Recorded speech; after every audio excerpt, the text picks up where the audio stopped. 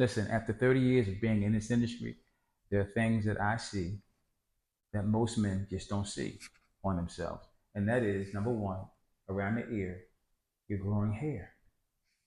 Yeah. As we get older, hair starts to grow in places that it didn't before.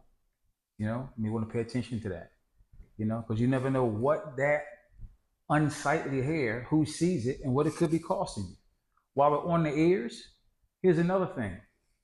I don't know if you're shampooing in the morning, but you're not rinsing your hair well, and you're not rinsing around the ear. So what happens is you're getting this residue inside the hair. It's white, all up in there on both sides.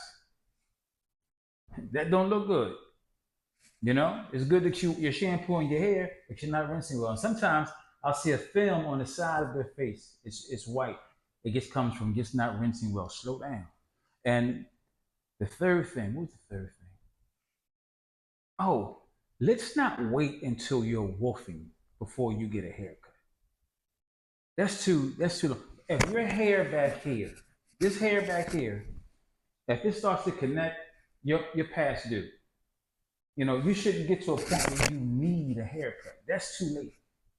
You need to be on a schedule. Once a week, once every couple weeks, or better yet, invest in the mirror and a pair of clippers. You can't get to the barber, you're like this now. You take your clipper and you're just getting the hair off.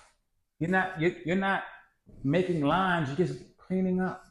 Ask your girl, your wife, to get that hair off the back of your neck. Again, we want to look good coming in and going out, right?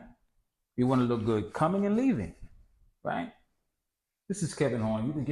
These are just some things that I've seen over the years, and I just wanted to share it with you. All right? Chat soon.